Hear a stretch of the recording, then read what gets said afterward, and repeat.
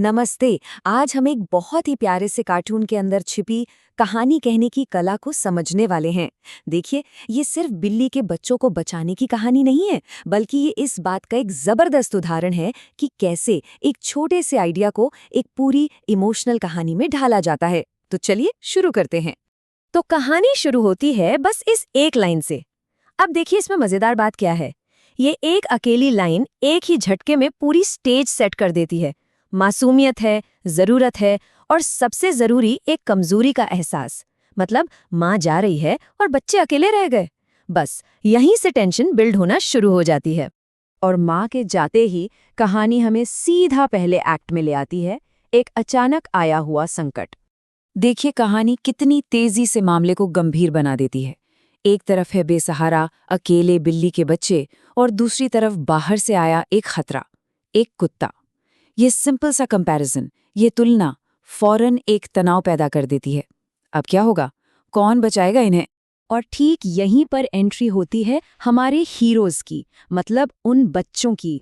उनका ये फैसला कि चलो इन्हें घर लेकर चलते हैं, सिर्फ एक रहम का काम नहीं है।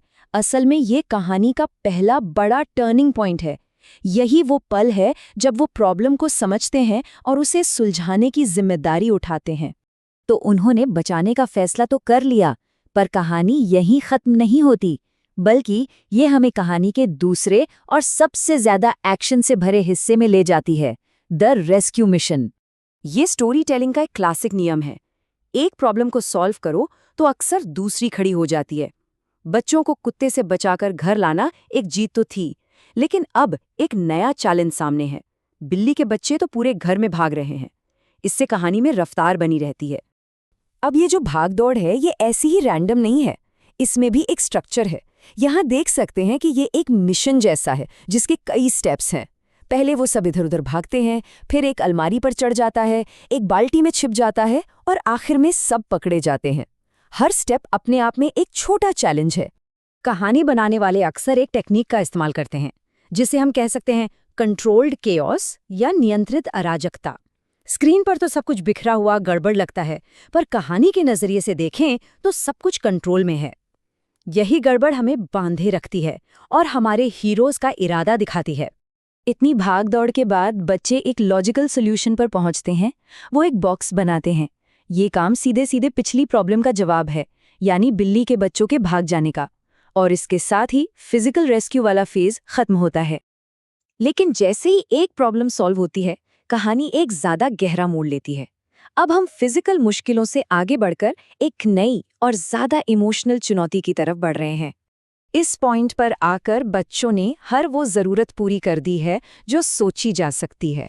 उन्होंने उन्हें घर दिया, खाना दूध दिया, खतरे से बचाया और खेलने के लिए खिलौने तक दिए। तो लॉजिकली बिल्ली के बच्चों को खुश होना चाहिए, है ना? पर वो खुश नहीं थे।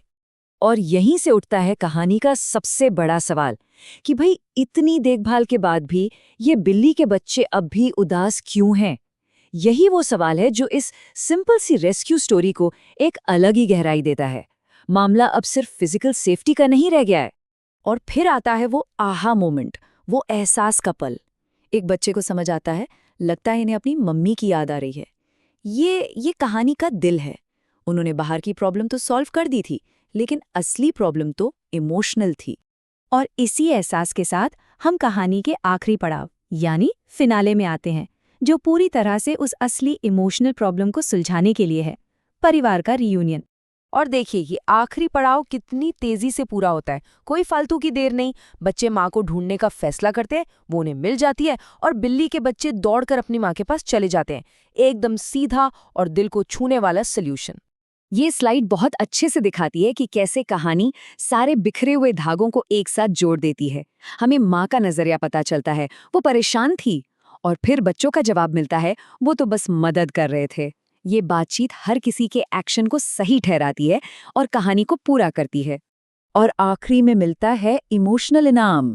माँ बिल्ली का वो तुम्हारा बहुत बहुत धन्यवाद बच्चों के अच्छे काम की कामयाबी पर मोहर लगा देता है। ये सिर्फ एक थैंक यू नहीं है, ये कहानी का इमोशनल पीक है। तो कुल मिलाकर जब हम पूरी कहानी को देखते हैं तो हमें कंप्लीट नैरेटिव आर्क दिखाई देता है। कहानी हमें बिल्ली के बच्चों को फिजिकल खतरे से बचाने के एक सिंपल सफर से शुरू करके उनकी सबसे गहरी इमोशनल जरूरत, अपनी माँ के साथ रहने, को पूरा करने तक ले गई। तो आखिर में सवाल ये बचता है कि दया का एक छोटा सा काम एक पूरी और संतोषजनक कहानी में कैसे बदल जाता है। खैर, ये कार्टून दिखाता है कि ये सब कुछ स्ट्रक्चर का खेल है, एक प्रॉब्लम को पहचानना, मुश्किलों को पार करना और सबसे जरूरी, कहानी के असली इमोशनल दिल को समझना।